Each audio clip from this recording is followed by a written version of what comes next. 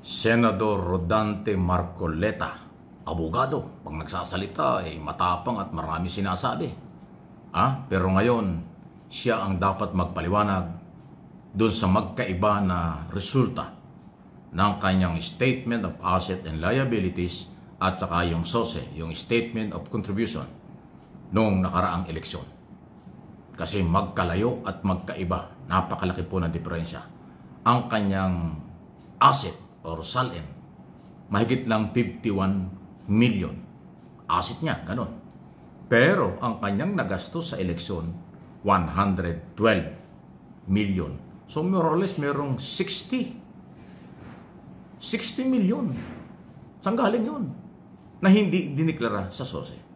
Ang katwiran ba naman, sabi rin ng kanyang mga kaibigan, huwag nang i-declare, huwag nang i-bulgar kung saan galing, parang ganun. Ay, sandali.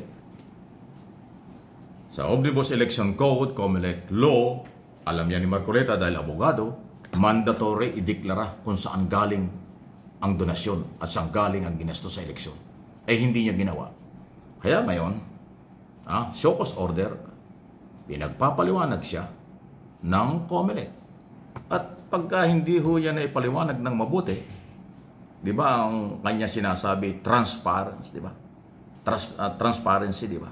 Yung rally nila niya sa Luneta. Ihayag daw, ipakita, huwag itago.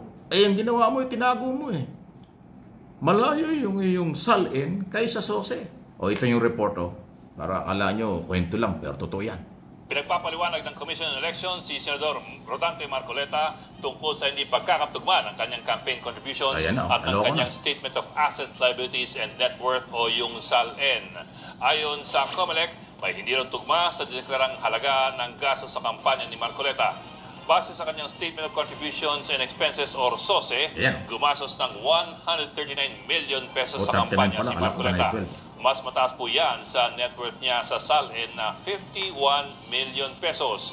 Unang sinabi ni Marcoleta sa isang panayam na may hindi siya sinamang campaign donation sa kanyang SOSE dahil hiniling daw ng ilan sa kanyang donors na huwag silang pangalanan. Wala pang tugon ng senador sa ihahaing show cause order.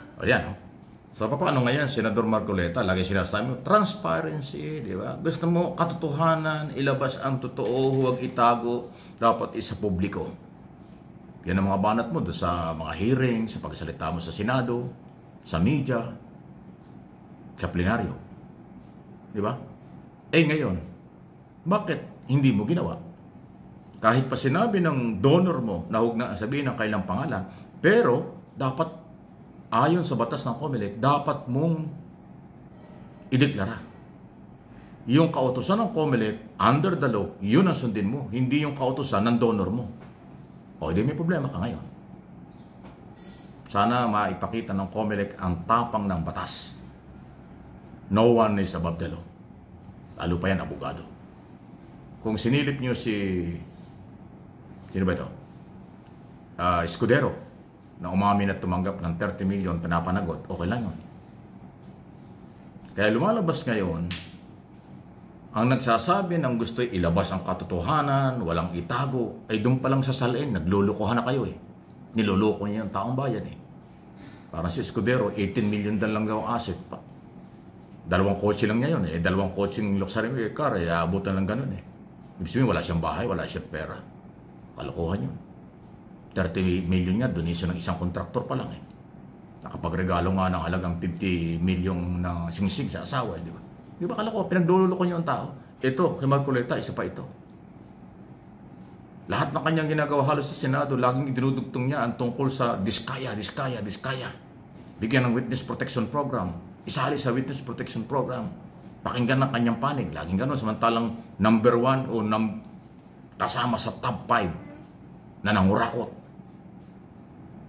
Kasama sa top 5 na nagpayaman ng bilyon sa graft and corruption. Tapos lagi niya sinasabi, bigyan ng proteksyon. Isali sa Witness Protection Program. Ano yun? Yan ang iso lang, Mr. Senador. Kilala mo ako, kilala kita, pero senador ka, ako'y mamamahaya. Sa akin mali. Pag tama, mali ka rito. Niloko mo ang bayan, niloko mo ang COMELEC kasi yung salin mo at saka yung ginastos mo sa eleksyon, parang apare hanggang hulo ang pagitan. Masyadong malayo. Akala ko nga 112, pero yung binanggit kanina doon sa news, 130 na, pero alam ko 112. Ganong kalaki ang ginastos mo sa eleksyon. Wala ka naman palang pera. May pera ka, 51 million lang asset mo.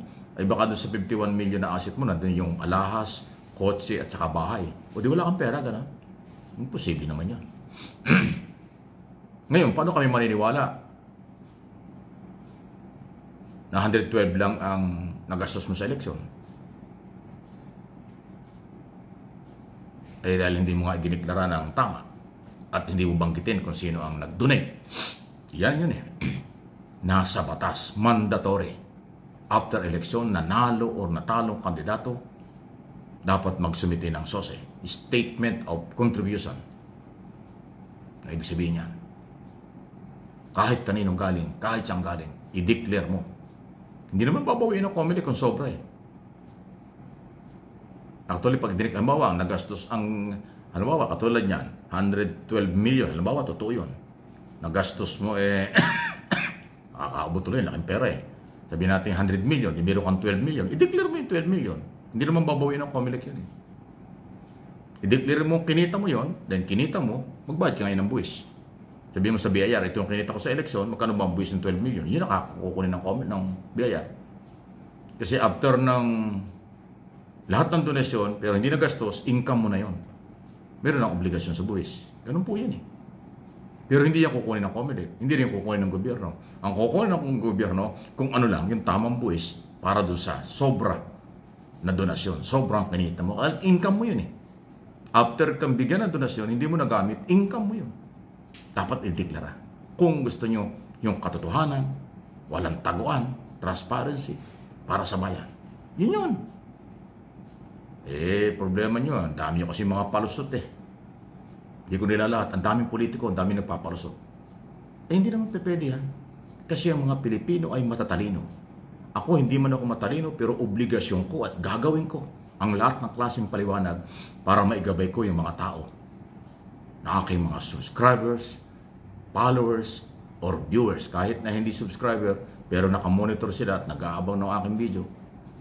Aba, yun ang aking obligasyon. Karapatan ko yun. Walang pwedeng pumigil. Sabihin ko kung ano ang tama o mali. Base sa aking opinion at interpretation. Sa inyong mga pinaggagawa. Kahit sino pa kayo. Maka-administration o anti-administration, independent. Ganun po yun. Kasi ang mahalaga at ang market, ang kailangan ng katotohanan at pinaglilingkuran ng totoo, mamamayang Pilipino. Kasama ang milyon-milyon na mga viewers natin. Kaya huwag niyo akong iwan, samahan niyo ako. Baka pwedeng paabutin na natin ng 500,000 yung aking subscriber bago magpasko. Ilan na ba? 466,000 ata eh. Baka pwedeng yung dagdagan, baka pwedeng sumali na kayo. Pamasko na nyo sa akin, maging 500,000 at least na subscriber bago magpasko. O di lalong dadami yung makakaalam ng totoong balita base sa prinsipyo at katotohanan. Di ba? Gano'n lang yun.